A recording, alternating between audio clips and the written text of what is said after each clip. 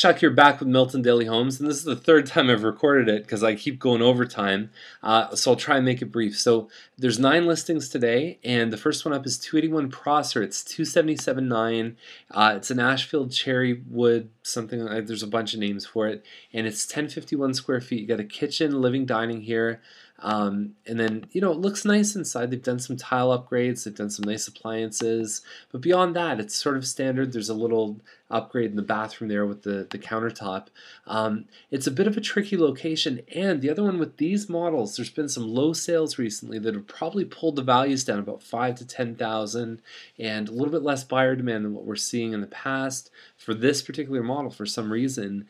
And there's a lot for sale, so there's a lot of things happening. Location is tricky on this one. When you look at that, there's a berm built here, and there's a train that goes right past, but because it's so close to the end, you're going to hear the train on this part, and the noise is going to be there, absolutely guaranteed. When you look over here, there is some area here. I'm not sure if it's going to be developed. I'm not sure what's going to be there, and then Dairy Road is just over there. So there's some tricky things with this one, and the fact that there's been some low sales, they're going to have a tough time at this one at 277.9. They're asking for kind of top dollar for it.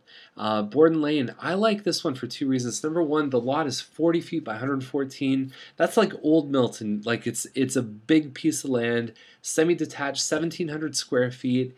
It says laminate floors. Laminate can be good or bad depending on the quality of it. But at for that, and then the other thing I like about it is the location. Borden Lane is close to. Okay, so I'll run it down for you. So there's the community center right here. There's the superstore right here. There's Starbucks. There's all kinds of places to eat in here. LCBO's there. You've got a pond to walk your dog. You've got some good parks close by. There's a Catholic school here. There's a public school here. There's a Catholic high school here. Walk about 10 minutes up the road. You've got the movie theater. You got Boston Pizza. You got the beer store. So you can walk to the GO train and get your beer and your liquor, go see a movie. There's all kinds of great stuff with this location where it is. So that's a big plus. I know for me it would be a huge plus, and overall I think this one's great. If it's half decent inside, this one's a great, great deal. And so next one up is Cabot Trail 359. The big value point in this one is the lot. It's 46 by 150. And it looks like a bungalow, but it's actually a back split. So you got the front living dining right here, and the kitchen. Happy Face Yellow is not a power color. It's not a good color to sell your home. They should have painted before they listed it. And the older cupboards, you can still paint those white. There's still things that you can do that are low cost, high impact, that would make a better impression. And it is an eat-in kitchen, which is good. Shag carpet, wood paneling, straight out of the 70s show. And one of the things I want to point out with this one is when you look at the comments, it says ESA approved. This area in the 70s had aluminum wiring, so this home would be one that had aluminum wiring, or sorry, still has. And so what they do is they get an electrician in, says the aluminum wiring's fine, and you submit that to your insurance. Not every insurance company is going to take an aluminum wire. You can still generally get it if you have an ESA certificate. The problem comes when people don't do this, and the buyers don't realize, and then they have the home inspection, and then there's this big kerfuffle. So it's great that they did this in advance. They're totally hands above board, and it's going to make the sale a lot smoother for these guys. So overall, it's looking good. It's priced where it needs to be. Andrews Trail 358, 3 bedrooms plus a bedroom in the basement. It's finished. There's 4 bathrooms, so there's a powder room, basement, powder room main, 2 full bathrooms upstairs. Finished basement doesn't have the actual square footage of the home. There's a living dining that's about 14.5 by 27, and then the kitchen. So that's it. Kitchen, 1 big room that you use for everything, plus the finished basement downstairs. So it's not a huge home. Layout could be tricky, and it has parquet floor in the main. Nobody comes to me and says, Chuck, I need a home with parquet floors. They say I need hardwood, and sometimes parquet is even lower on the scale than carpet for some buyers, so it can be a bit tricky. Turner, 419. First thing I would do is, if I was this agent, I would showcase the fact that this has a double garage because it's not crystal clear. And inside the layout is essentially this one room and then the kitchen. They're not very open concept. I think they've taken some better pictures in this one. Done a wood deck in the back, but you know what? It's a tricky sale. It's a tough layout. I think the price is good for a double car garage, detached, with the square footage they have, but it's just the layout is probably killing these guys. And maybe a little bit of some of the upgrades that they chose. The blue tile may not appeal to everybody.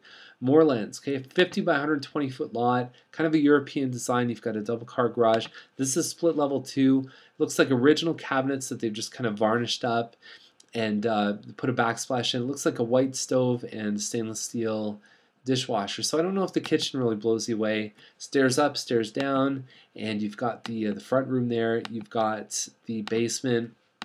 The pictures look okay. I think overall for the lot and the size of this home, I mean 5 bedrooms total. There's a lot of space in it. It's a big home at $440. I think they priced it where it needs to be. Good value, especially if you throw some money into it, really make it good. Hill Street at $600, I thought this was a good deal. For the life of me, I can't figure out why the agent didn't put a picture of the finished basement, because I've seen the finished basement. It's gorgeous inside. And there's a lot of upgrades in this one. The kitchen's a good size. That's a dark picture. You need a flash in there. They didn't turn that light on even. So the front dining room, so the dining's here, and then you go into the kitchen. The family's right behind there, and 2 shots of the dining room, not necessary. That's the front living room here too, and master's a good size. It's kind of like a hotel suite, how you come into the master, and the ensuite is massive. And yeah, so this is a great layout, and with the finished basement, I think this one's a great deal. I think, you know, it was a good deal at $600 in my opinion. Approximately 3,000 square feet. That's not necessarily true. The highest elevation on this one is 2,800 square feet. I can't remember if it's the 2,600 one or the 28. I think it's the 28. Giddings is the next one. Look at that kitchen. Absolutely beautiful. The basic model for this one on Giddings, I'll tell you this before we get started, is about $500,000 if it was all plain carpet, blah, blah, blah. So they paid $100,000 for the upgrades. They're asking to be compensated $80,000 essentially for them. That's a great looking kitchen. I find it's a little bit cold though. It's a lot of contrast, dark and white, and you know, the upgrades are good, but I just think that it's kind of, you know, it doesn't have that warmth to it. If they painted, I think it would really make a huge difference. Glass shower, they put a lot of money into it. Looks good from the street. Now the family room's on the 2nd floor, which I mean, if you're paying $580, you want a home that has family room on the main, I would assume. You do have that one room with a fireplace and living dining too, but there's also that great room. So I think that one's good for the upgrades. It's just finding the right person who says it's worth that to me. Tremaine, $799, 3,700 square feet. Got a big workshop in the back there. You get almost a 2-acre lot. They've done some landscaping. There's some good upgrades in the home. The kitchen isn't perfect, but it has been updated.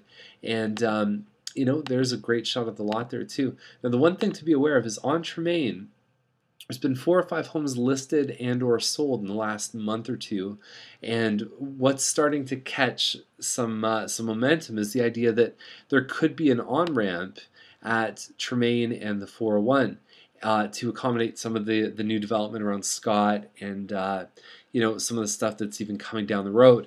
So these guys used to have a place right on the tip of the escarpment. You can see the shadow there, and quiet country home, and now the city's starting to infringe on them, especially with that highway exit. That's a feeder street to the highway. So it's kind of a tough position, because when that happens, these guys don't have control over it, and now all the buyers, the word is out, and it can affect their property value. This one here has a lot of good features, and it's kind of cool because it always will be a little bit more country, not so much in the city.